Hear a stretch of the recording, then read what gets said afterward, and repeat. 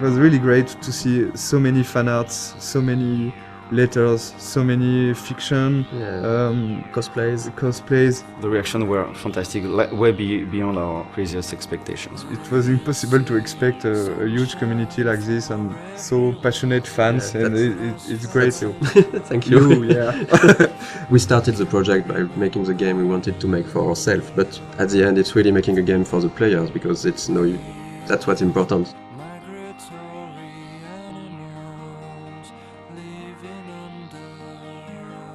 So welcome to the dev commentary of Life is Strange. We're really happy to be there and talk about the game. Thank you for watching. Thanks. I'm Raoul Barbet, one of the co-game director of the game. And I'm Michel Koch, the other co-game director of the game. We are two game directors working on one project, so it's really interesting to work that way. It can be hard sometimes, but I think it's a really interesting creative process, because we can challenge each other on a lot of aspects and find out always the better solution for what's best for the game. If only Michel or Raoul was directing the game would have been really different.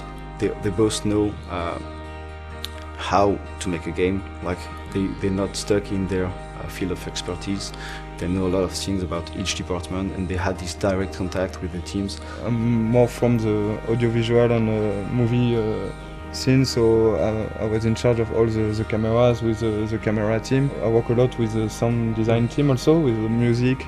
And myself, since I'm from an illustration background, my specialties were more on the art direction, and later, for this game, I'm starting to work way more with the narrative team and the voice recording sessions.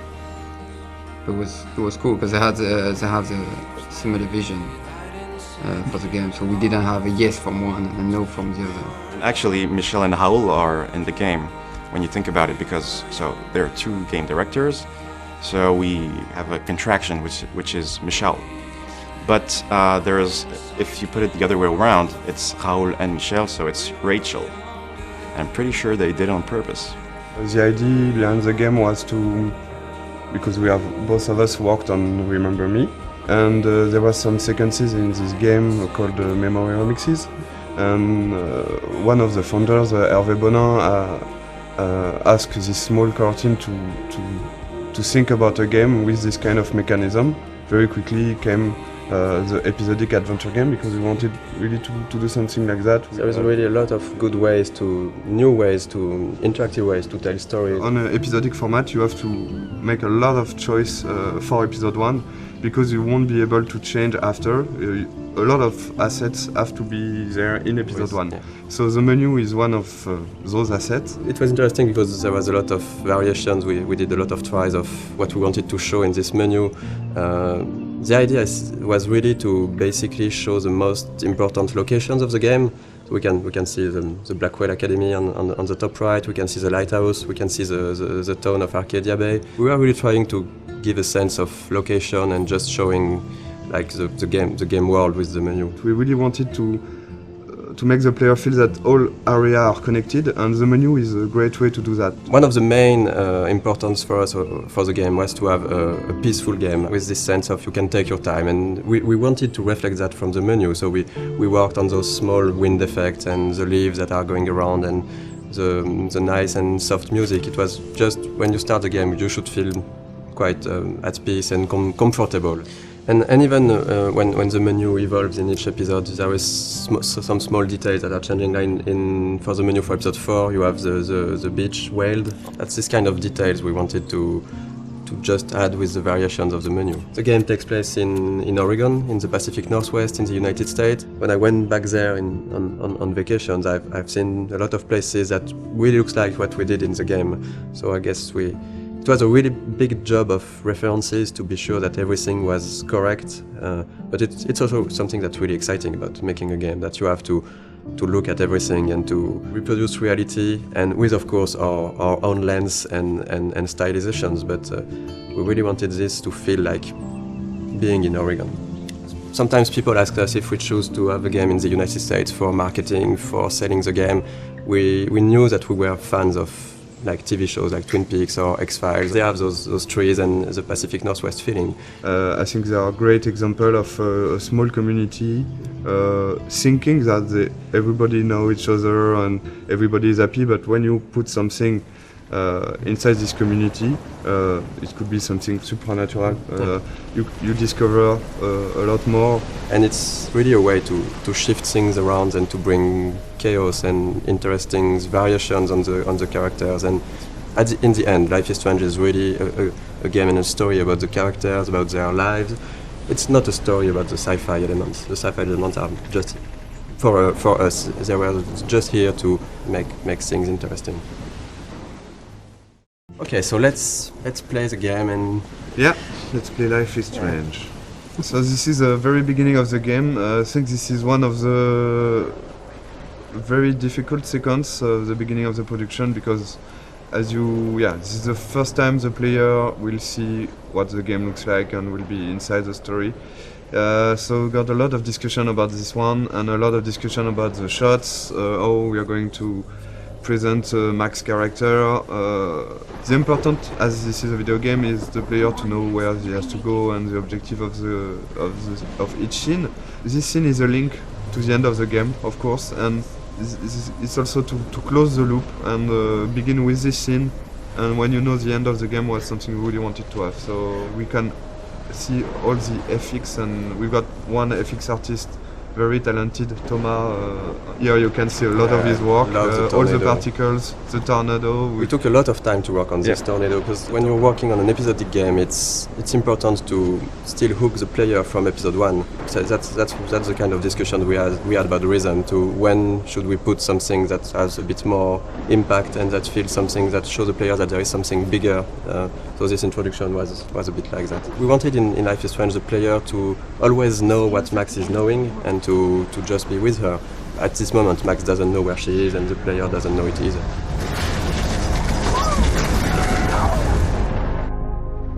We're back to the high school, and which is one of the most important settings of the game, of course, the high school setting and the Blackwell Academy. High school is something where the player will feel comfortable because he knows it, but the transition from the cliff to there is the twist of having something really different, and that should hook the player to say, oh, it's not just a teen story, there is more to it. And then, of course, we can go much over than that and twist it and change the characters. But it was an interesting starting point creatively. This kind of introduction is really important, because in one sequence with some shots you have to discover all the different characters, the main ones, so you will see of course Jefferson, Kate and Victoria. And it was quite hard to decide between not showing too much, to not break the idea of the game, to not be too big compared to what the game would be after. There is a lot of themes of big ideas on the game, and of course photography is one of it, because photography is still a way to look back to the past. It's linked to the theme of rewind and time manipulation and nostalgia, and that's one of the reasons why Max came back to Arcadia Bay to attend this photography class. I think for the player to be like Max back in this town when she don't know everyone, but you've got to respect the schedule. It's really, as a player, something great to discover. Also, the lighting was really important in this scene to break the cliff ambience by this sunny atmosphere and all this light coming from the windows. And maybe we decided to have a private high school rather than just a regular high school of course for the photography course, but it was also to be able to have less students, because we wanted the story to be a bit more intimate. We didn't want it to be like this huge high school with so many students. But based on what the player is doing, you can really learn more about them and see that they're actually not just the stereotype and the archetypes you would think they are. This is still a perfect example of how episodic is hard, because if you look closely at this poster, there is a mistake on it. It says that the exhibition takes place in the De Young Museum of Art, when actually it's not that. In episode 5, it's the Zeitgeist Gallery. We have a really great community. So thank you guys. And people found out this mistake, and yes, it is a mistake. It's when in episode 5 we found out that we couldn't be a museum. It was too big, so it has to be an art gallery. So we changed the name, and yes, there is a mistake like this in episode 1. How cute I looked yet. I was about to. Welcome to the real world. we really wanted to have this feeling of being part of a whole high school. So it means a lot of people, it means bullying, it means difficulties when you're a teenager in this kind of world.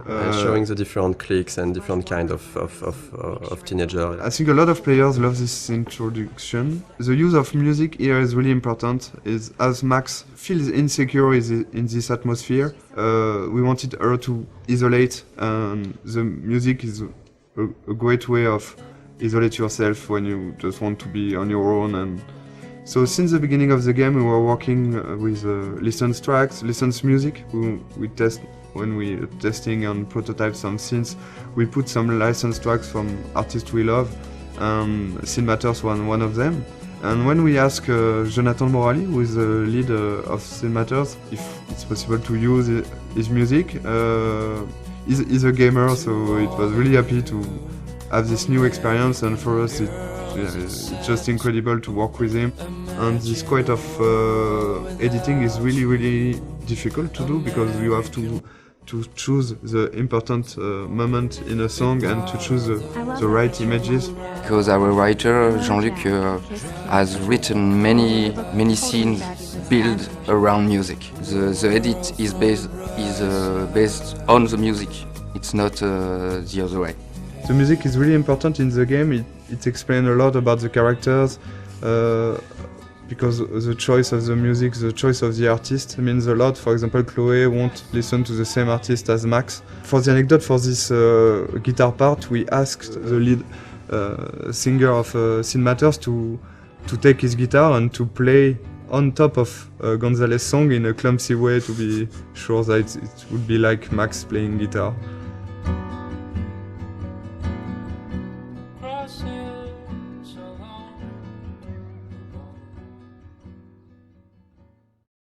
Okay, so the objective of this scene was to go into the bathroom.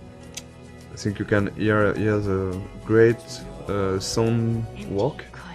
Sebastian, your lead, has worked a lot on this kind of effects. When you take out your earplug, you can hear more the ambience. And this kind of art is done by our main concept artist.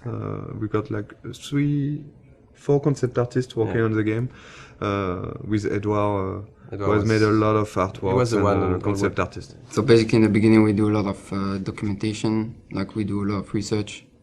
From all those pictures we can find on the internet, every room, every character needs to tell you a story, who they are, what they do.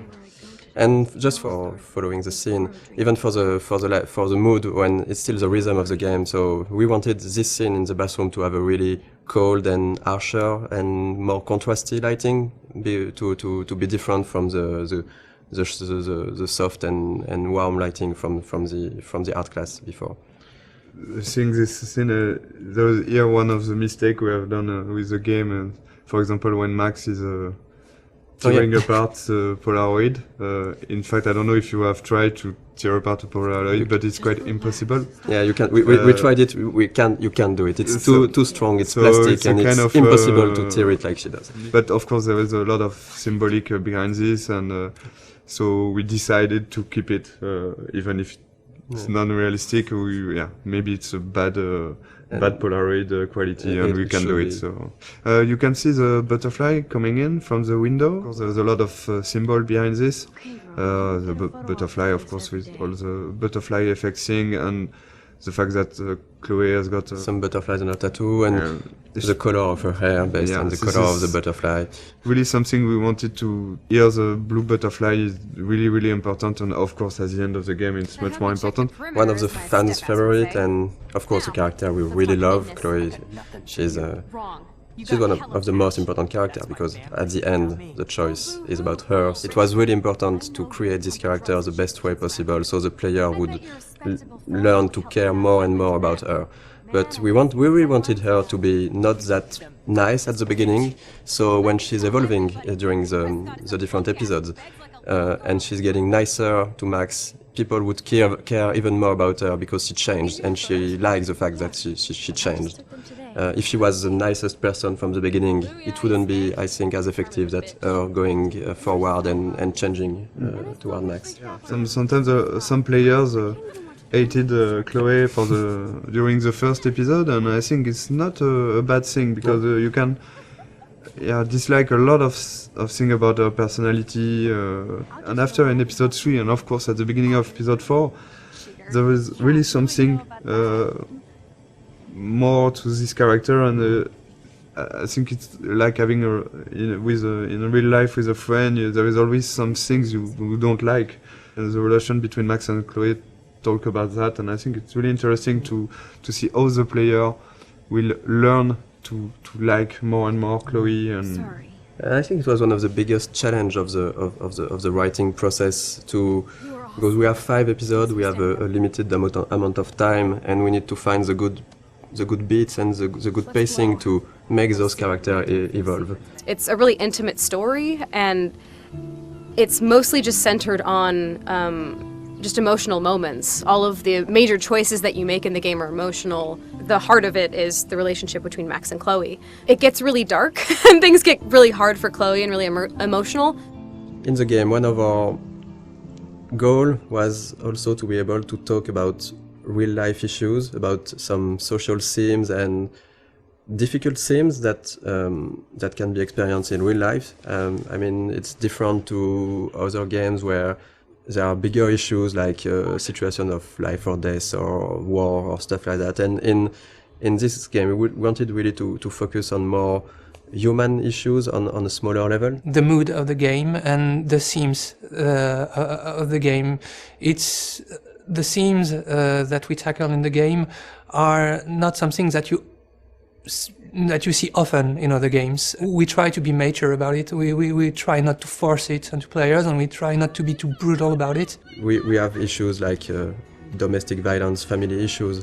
So talk about drugs, alcoholism, depression. It's really part of a reality, and I think it was really important for us to not avoid that.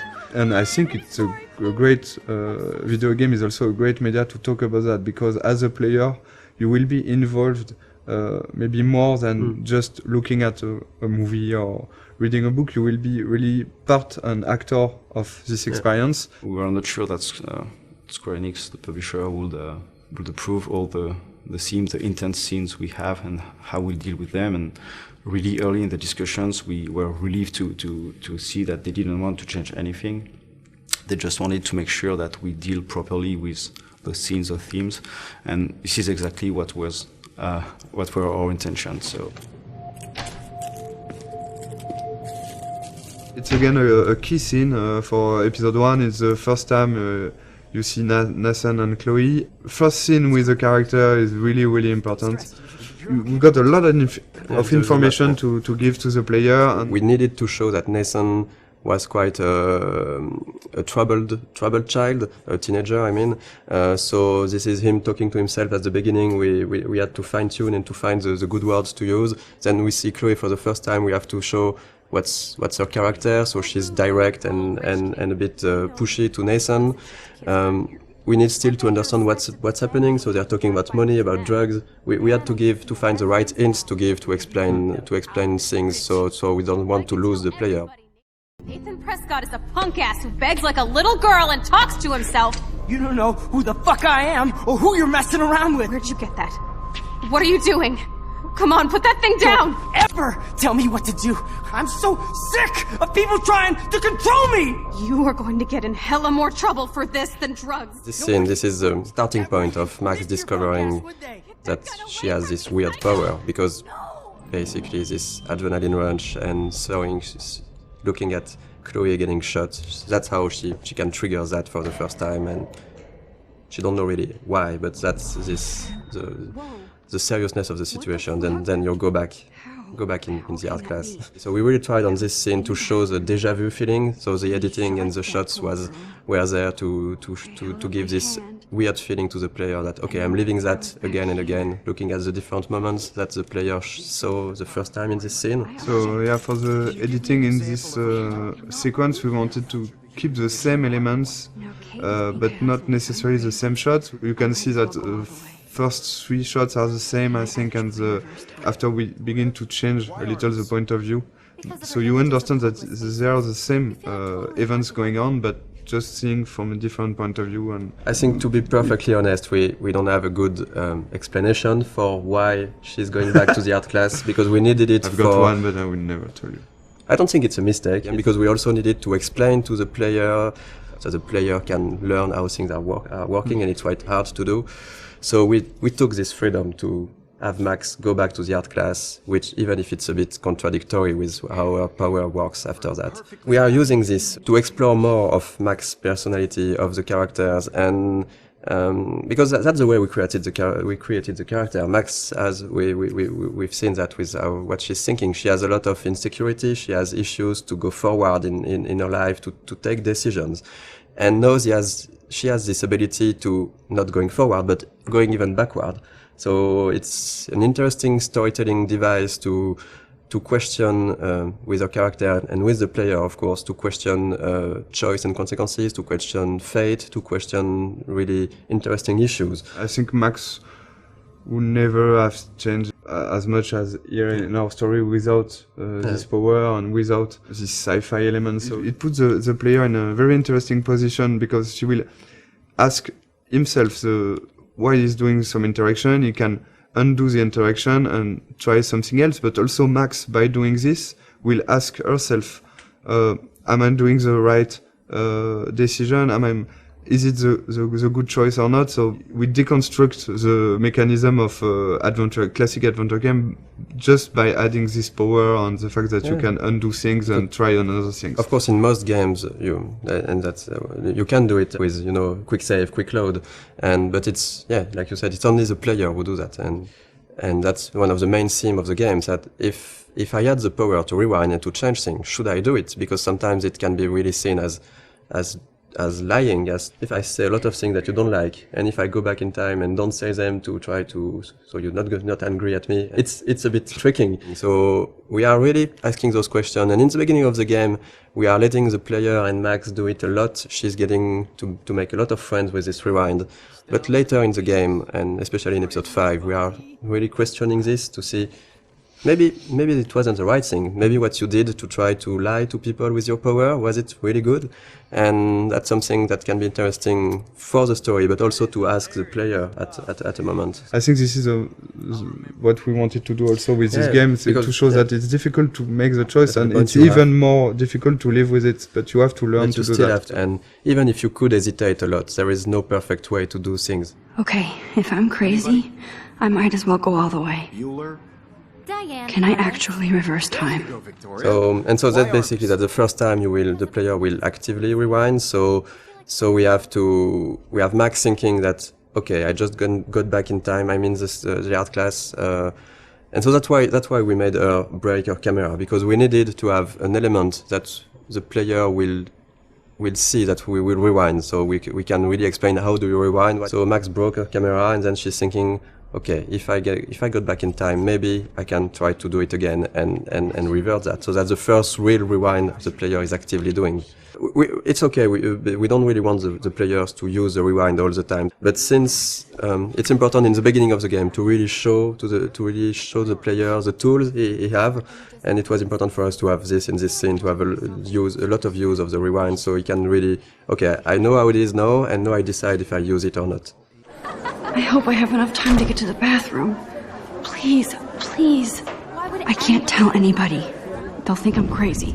Since we are really playing the game with the point of view of Max, for her, not everything is clear, so it shouldn't be clear for the player. But there is a lot of hints that should really guide the players to understand what's happening. We have a lot of symbolism with totem spirit animals. We have the doe, and you can clearly see in episode 4 that the doe is linked to Rachel, and it's basically somehow presence of Rachel that's guiding Max at moments. I'm not sure that a lot of players notice that, but in episode 2 actually, when you see the dough in the junkyard, it's precisely where Rachel is buried. There is this mystic feeling around the town, and since we didn't want to clearly explain everything, it's part of what makes Arcadia Bay a bit different and a bit special. So yeah, we're going to play a bit of the junkyard scene. Yes, so it's we love the junkyard scene because a lot of different elements, but the first one I think is the environment. I think the environment artists have made something incredible here. For Life is Strange, we really wanted to have a stylized rendering. We didn't want it to be realistic, or so every texture has been hand painted to give this impressionistic feeling. And I think in the junkyard it's really interesting because there is so many details that's where this kind of simpler texture are working well. Because if this scene was overly detailed with cracks in the rust and everything, it would become really noisy to look at. We did a lot of work on the lighting effects and the atmosphere, so it was really important for us to capture this morning feeling with very cold colors in the fog, but a slightly warm sun that just bring some soft and warm feeling to the scene. This scene is also a good example of what we want to do in terms of environmental storytelling. We've got a lot of different objects who are there and who has their own story. And Okay, let's do this. Can you find 5 bottles while I prep the shooting range? Beer and guns? Nice combo. You can handle it. Now go find us 5 bottles. This is one of the best puzzles of the game, I think. Yeah, I think it is. I think it's mostly the final bottle that was really hard to find, and we did a mistake on it because it was maybe too well hidden. Our goal for this was just to allow the player to push the player to visit the place while looking for those bottles, because there is a lot of interesting things to discover. Basically, the junkyard is where Chloe brought Max to try her power, but it's also where Chloe and Rachel were hanging out together before Rachel disappeared. So this place here was this small hideout for Chloe and Rachel, and we tried a lot of what we did in the whole game with the environmental storytelling can be seen here, because there is a lot of everything that we really like to tell with the environment. It's a good way of course, to show more to the player. So it's also to give rewards to the player who want to know more about the characters and who is curious. Because you can do this whole scene without looking at every details, but there is some hidden stuff. This one is harder to find. I think that not every player find it. And this is a big letter that Rachel wanted to write to Chloe and maybe never gave it to her. In Life is Strange, we really tried to put a lot of attention to the details. So we have a lot of various levels of things, and if you look around, you can find some really small details that are useless to the main story, but interesting. Actually, we start to play with that, putting more and more things in corner, in dark area, to see if the player can spot it or not. And usually they did. They noticed things that we thought they could not notice, like on a shirt. We have letters that when you put in the right order, it says no fucks given, and they noticed. I don't know about this. Are you afraid of getting in trouble? Oh, boo-hoo, Max is afraid. I know you can handle this, and I'm here to guide you. Make me proud, sister. Life is Strange really is a game about choice and consequences. So we have a lot of choice you can make in the game, which will have consequences later on in the same episode or in the other episode. And there is one big choice in this scene, right, that will happen, for example. Yeah, the idea for each choice is really to have not easy choice to take, even if it's not life or and death choice, like you could have in other game, or it's more everyday life choices. The important is really to make your own and to decide to live with it. So that's why with max power, it's of course more difficult because you can try a choice. You're not sure, you're going to rewind and you're going to make the other one, but the important is if you want to continue and to move on, you have to keep on one and live with the consequence. So this is in this choice This in one is particular. interesting. What do you want to do, Michel? The first one. I don't think I would shoot a guy anyway, so I would say we won't shoot. I won't shoot. So you can see directly some consequence. It means that you don't have gun anymore because Frank is going to take it. Chloe will be pissed off. You can of course rewind and try the other one. But something that's really interesting, because it was a lot of work at the beginning, because we were thinking that if you have the rewind, does it not completely destroy the fact that you are making choices? And actually, we've seen that players are really hesitating. We've watched some Let's Play video, and we've seen players just, even if they knew that they could go back, they were hesitating so much when they make a choice. I think it's interesting.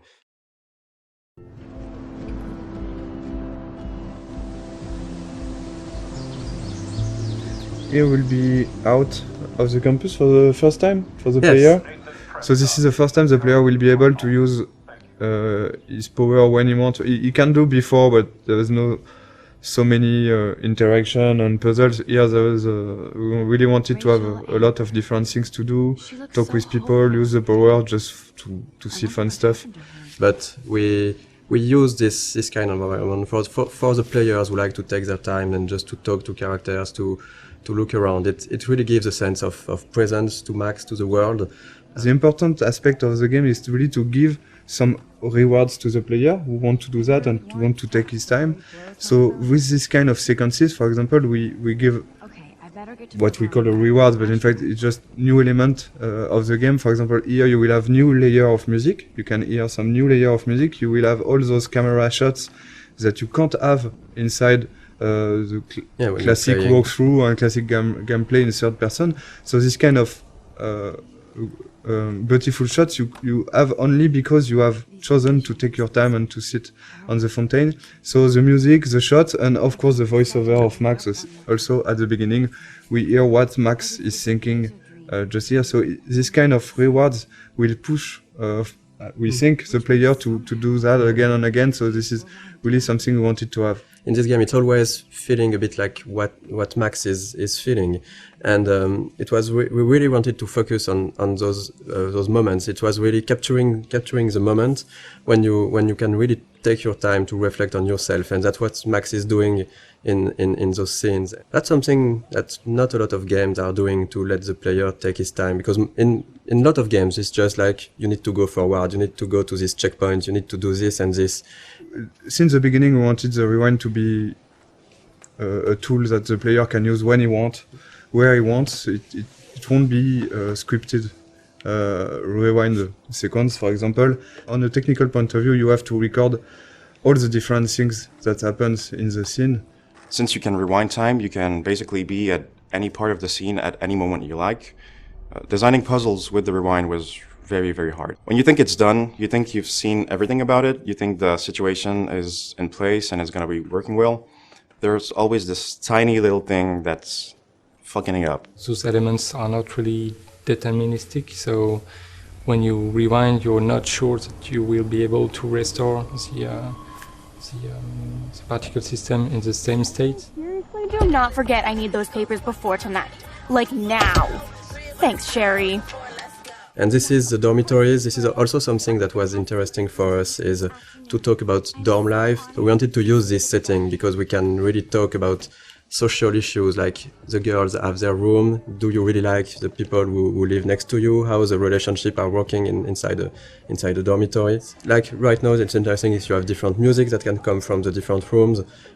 It's a really interesting setting to set up a lot of characters easily. Here the idea is really to again have this believable universe of the students. We have to focus on what we want to tell and what we want to develop. In each episode, Alyssa is getting hit or in danger by something, and you can decide or not to use the rewind power to warn her and to get her out of trouble. And again, I think it's links to also the Kate story and this kind of stuff. It's not just here to have fun. It's also to talk about those difficulties you can have when you we could be someone like Alisa and having this kind of problems. And it's always a way to find the little detail and little elements that will bring more to the characters, how we are defining them, without sometimes telling too much. So this is the same actress as Chloe. Yeah, the two main actresses who are playing Max and Chloe did also the other students, and so there is some of Chloe inside each one of them. You can see Max and Chloe here.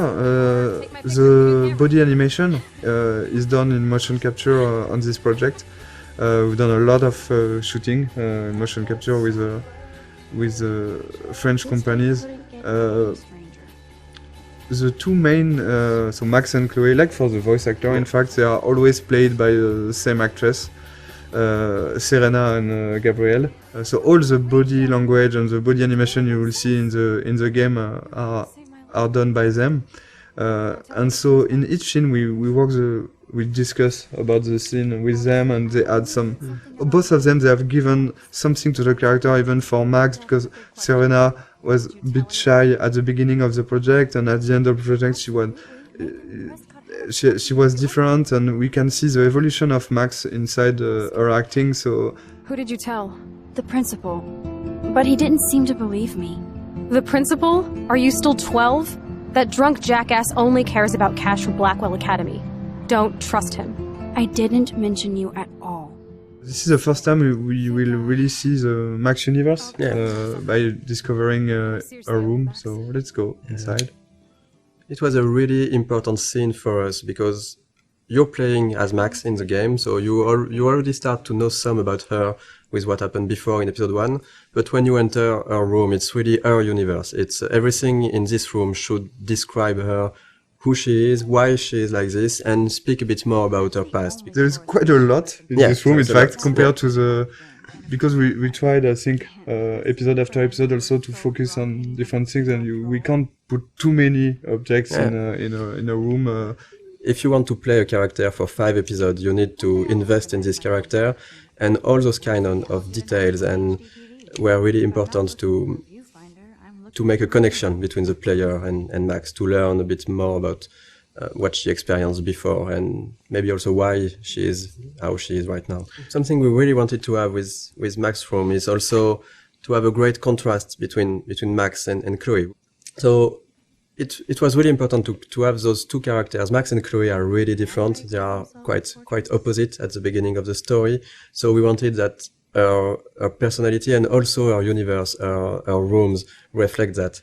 And we took for Max this sort of softer colors. We have the pink in, I think her bed cover is really soft. You have the small cushions with the flowers, the teddy bear. We've got a lot of different environments in the game, but we wanted really to be able to revisit the environments and to have other scenes taking place in the same environments, but telling different stories and telling different sequences. So, for example, in this room, when you go back here in the house, in the alternate reality, we will find an empty room of an empty Chloe room, and you have been here so many times before the episode 4 with Chloe, having fun with Chloe, listening to music. Going back here. Without anything, you will directly see what you've lost and what this another reality means for Chloe and for you. Max, try to find the light for the pool. I want to see the sharks. Otters don't like sharks. They bite. So do I. Hit that light. We've done the same with the swimming pool, for example. We've got a great scene in the swimming pool between Max and Chloe when they are alone during the night, and after you got this huge vortex party, which is a really different atmosphere. So this is kind of... On the production point of view, it's basically a brand new environment, but it's still in the same place and with a lot of similarities. So it's really important to show. It was important for us to show the changes that Max can create with her power and the changes to the characters and to the world. Stop treating me and my mom like we're your family platoon! Hey! Leave Joyce out of this! I wish you'd leave Joyce! Like now! Seeing this kind of family violence, and it's something you can have encountered as a player. I think we all know some people who got some difficulties, and you can have by yourself also. Here, the choice you're going to take will have consequences on the relation between Max and Chloe, but also on her father.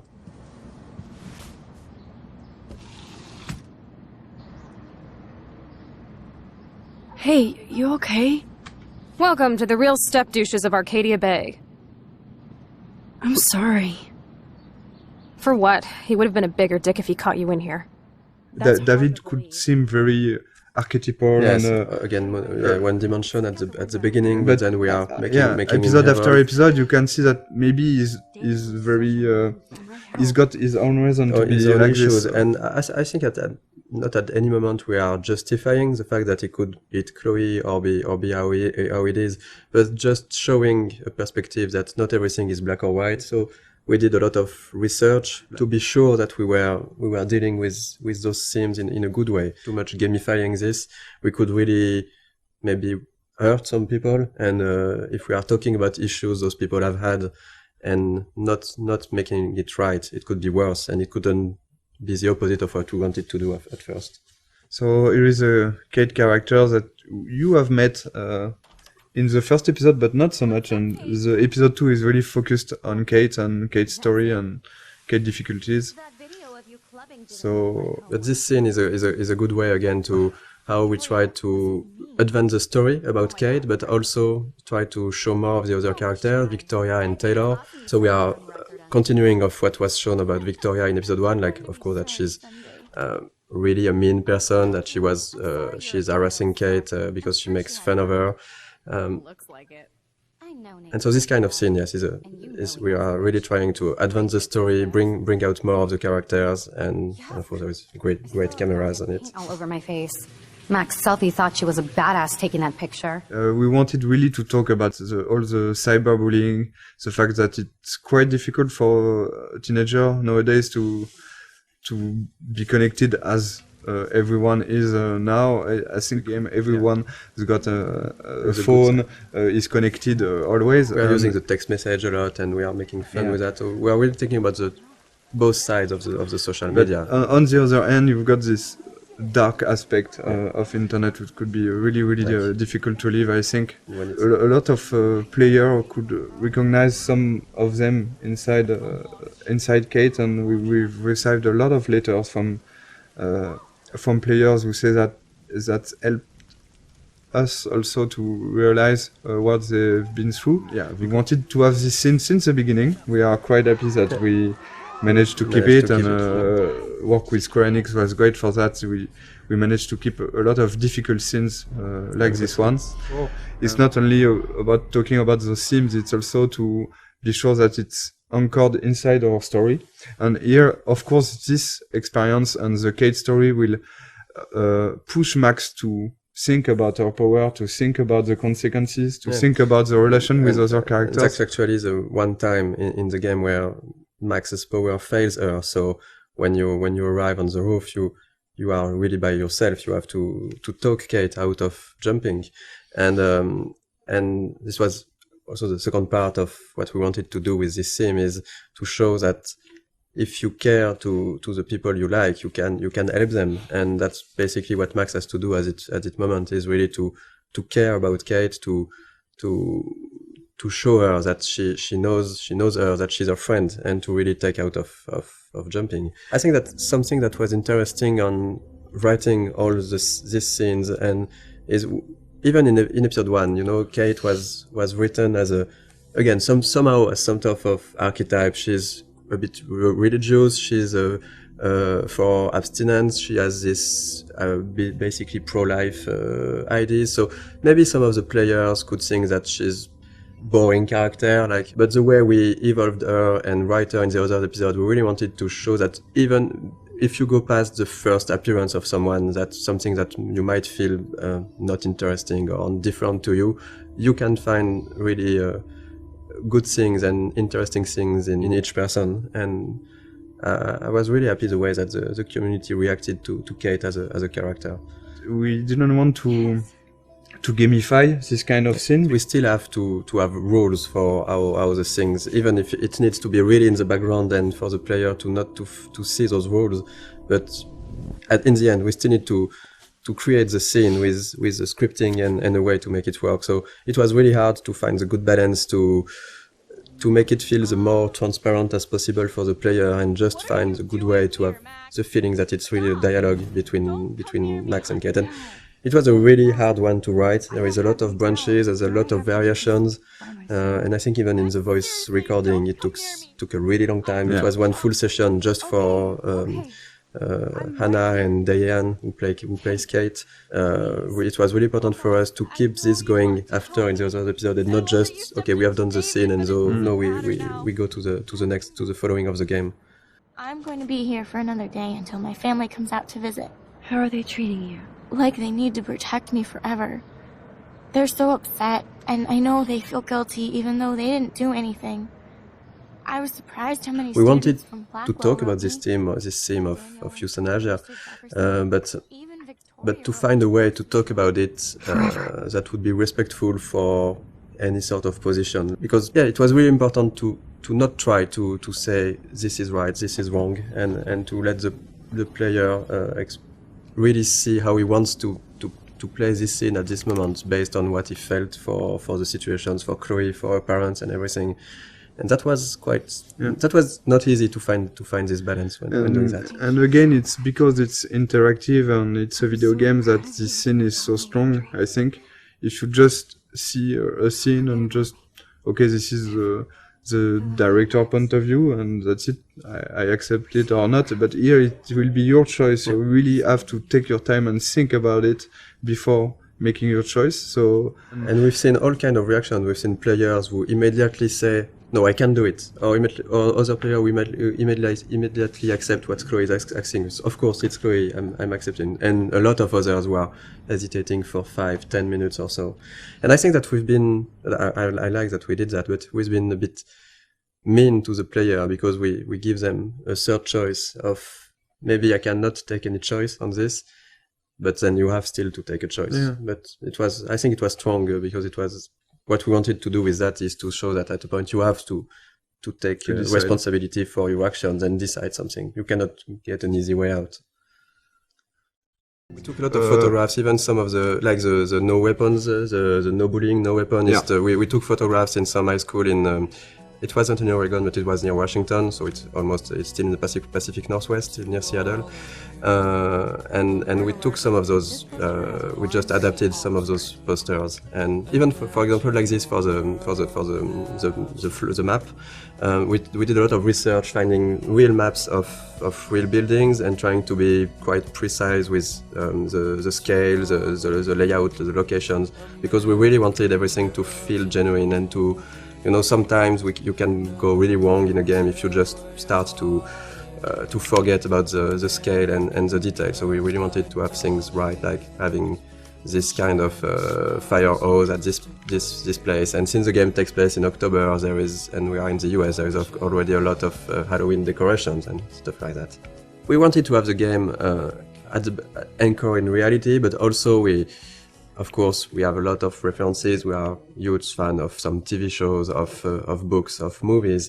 And I think that in Life is Strange, the setting was really good to have a lot of those Easter eggs that will speak to the players and put the game into a pop culture reality. So there is a lot of stuff that is scattered around the game. If you look at every license plate in the game, you'll see that the letters, they are meaning in episode 1 is titles of TV shows that somehow we liked or that were somehow inspiration in some part for the game. In episode 2, it's movies. In the dormitories, you have the room which Red Room. Someone wrote Red Room on the slate. It's the number of the room in The Shining. Yes, and so it shows that we love us as developers the movie, but also that the characters in the game, of course, know about this movie because it exists in their real world and they are making jokes about it. We knew that we had to hire an American scriptwriter. We sent some tests to few writers that were recommended and we knew. And Christian Devine we had a Skype with Christian.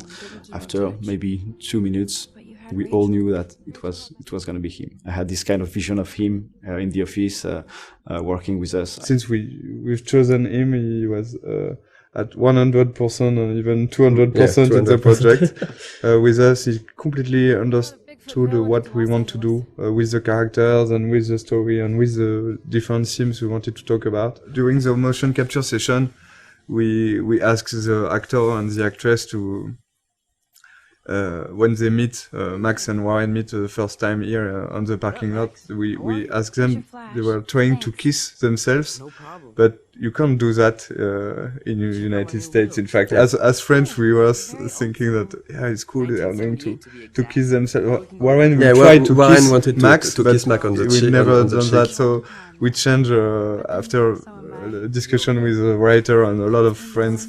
We said, okay, yeah, we should switch to a hug. So we changed the animation to have just Warren try to hug Max and not kiss her. And yeah, this is a kind of mistake we can do as French people. So we have to be very careful about that. And it was really good to because in France you can. Yeah, in say France, hello by kissing a girl like hello this, by but just having a peek on the cheek, and not in the US. And this is the kind of stuff where having an American writer was really needed. We made some other mistakes, like on this parking at the beginning we had the parking spots which were really small, and Christian said to us that this is not American parking spots. In the US you have large parking spots because we have big cars, so we changed that. And we did that for various things, like sometimes a sign were not at the right position or something that was not perfectly true to reality. So, Chloe's house. This is the very, very first scene we've made for the game. So this is really the scene that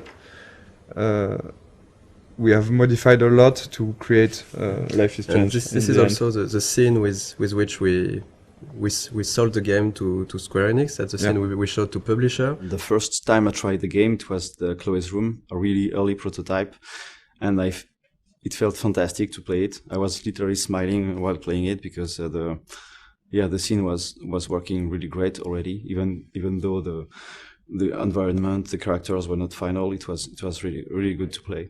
And we decided to use this scene because every mechanism is here, but there's also a scene that shows really what Life is Strange is, because it's a story about those two girls trying to reconnect. We had the two main characters. We had strong issues with what happened with David later. So we have the environmental storytelling when you're visiting a different part of the house. We have Zen sequence. It had the feeling that we really wanted to push for the game. This slow-paced, nostalgic feeling. I think that this scene is really a really good one to show that in episode 1.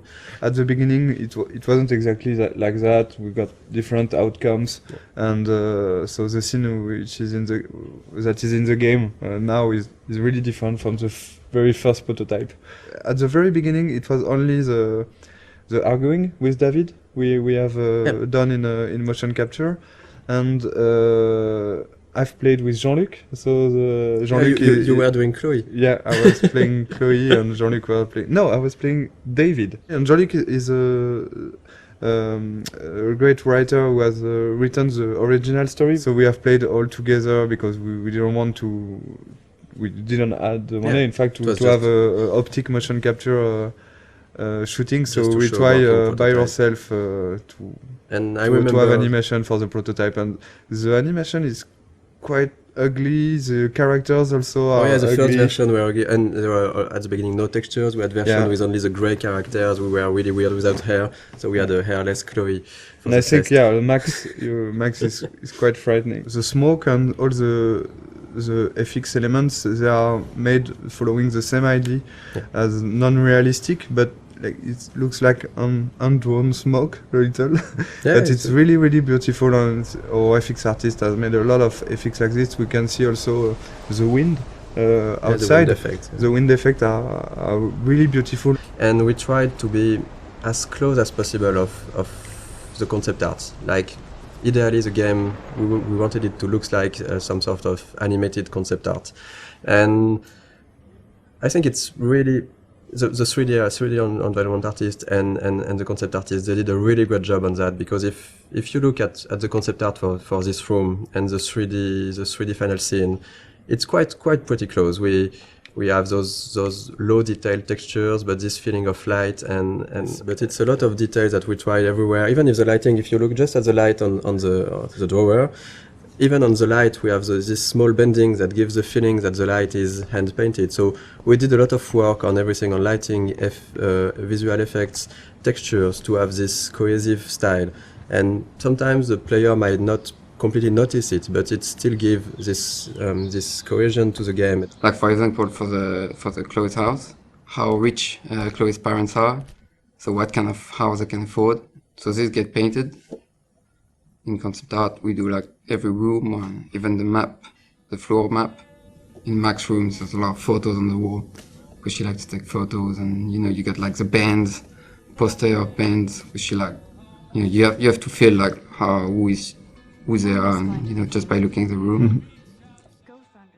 One of the most challenging part of working on the game with an episodic format was to create those two characters in a way that would really appeal to the player. So when you arrive to this final choice at the end of episode 5, if you wanted this final choice to work, we really needed the player to grow to love Chloe, to really get attached to Chloe. So two of the biggest challenge was, of course, the writing and the voice acting to make that happen. Of course, the story was written as a whole since the beginning, so we couldn't change massive stuff, but small details could be added. A line of dialogue for a character, or episode 3 when you visit Kate in the hospital, and it wasn't supposed to be here, but we've seen how people loved Kate.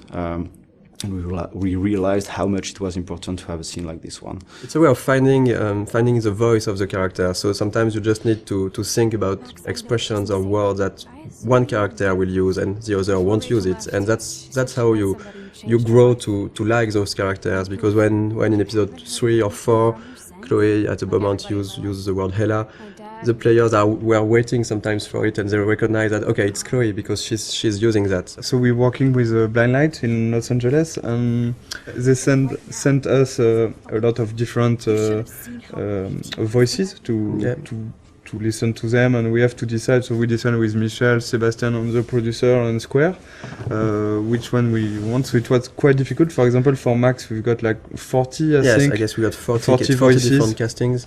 For Chloe, it was 30, I think, something like that. Most of the time, we were quite sure and quite agreeing on the actor. It was really hard for Max, because it's always on our mind, like, are we really sure that we are doing the good choice? Because it's so important.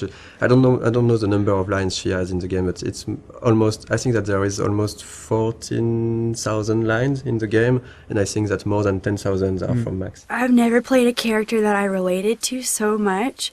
I have a lot of the same issues that she does with her confidence, and so getting to play someone that seemed so similar to me was really an extraordinary experience. I really feel like I'm growing with her. We'll help you. Just let me go. And the fun story is for Jefferson. The guy we choose is Derek Phillips, and after we choose him, I discovered that he was Derek Phillips, and he's actually playing one of the main recurring character in the show Friday Night Lights, which is one of my favorite TV shows. Well, this has just been really fun for me, especially coming from the standpoint where, when I auditioned for the role, I wasn't sure if Jefferson was going to be the bad guy in this. So, you just kind of came in and we would do our voiceover sessions, and he was just a cool teacher. So it was kind of neat to find out about this twist. I mean, I'd kind of heard that might happen, but I didn't know for sure if it would. So it was really, really fun to play with that. So we are really proud and happy to have Anna and Ashley for Max and Chloe. All the voice talents we've worked with were really involved. They've given something unique to those characters, and that's why it has worked also. It's because there is a part of their soul inside their character. For Hannah, for Max, one of the hardest parts is that there is so many lines of inner voices. So it was really important for Hannah to give something great for those, and I think it was quite the case. And for Ashley, one of the really hard part is that there is and for Hannah too, there is a lot of really emotional scenes. I really wanted to sell the moments, and I was putting, pressure on myself to make certain moments, like with Rachel, lots of the moments that happen in episode 4, I really wanted them to feel real. And I'm constantly on this roller coaster, so I had to figure out how to harness those feelings so that I could use them to illustrate what Max is going through.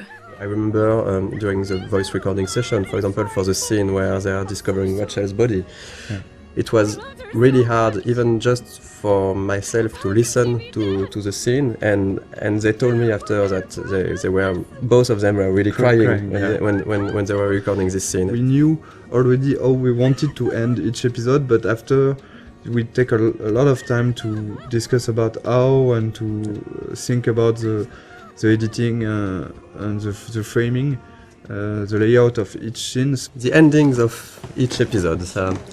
That was something really important, of course, because it's an episodic game, so the ending is crucial if we want, of course, the player to enjoy the episode and to want to come back for the next episode. So I think we looked a lot at also what can be done in TV series, because with the episodic format we were kind of the same way. At the end of an episode, you want either to bring back some element of the story, so in order to hook the player, or you can use a cliffhanger. And I think that we did both of that, depending on the episodes. And right now this is the ending for episode 2. Yeah, the episode 1 and episode 2 endings are not the same, but it's the idea behind was really to show all the characters of the games, all the main characters, and showing that there is maybe something more going on. Yeah. And in episode 1, for example, we even show some characters you haven't met already in episode 1, Joyce and Frank. And you will find them back here at the end of episode 2 in small scenes. And we really wanted those in episode 1 and 2, those ends to be like a wide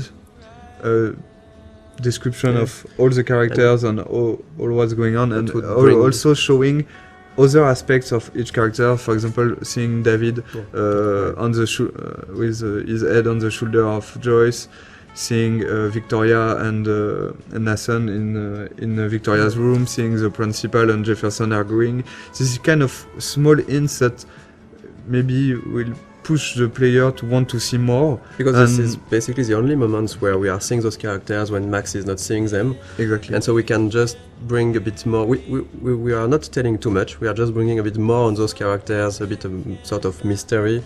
And this goes with the idea that everybody might be hiding something or might be a bit different, right? Like Victoria here we can see her crying when clearly this was not the way her character would behave before. And having Nathan going into her room, we don't know what's happening between the two of them, but it's still bringing a bit of mystery and interest for the characters, for the player. When we worked on the cliffhangers for episodes 3 and 4, of course our goal was still to have a twist. We were really trying to go on with what was important for the story and not just having the shock factor. Maybe just want to thank you for all the gifts, all the support we have from you. Yes. And thank you very much to be so active and so passionate about the game, and we're really happy to see that those characters and this story and those themes means something also for you. This is why we are doing games, so we're really happy, so thank you. Yeah, thank you so much. We really think that you are one of the best community we've seen for games. I'm going to cry, Michel. Yeah, and this community is really nice. I didn't see a lot of bad words. Sometimes in video games community it can go easily wrong, and it was it's really pleasant to read and to read everything that the Life is Strange community has to say.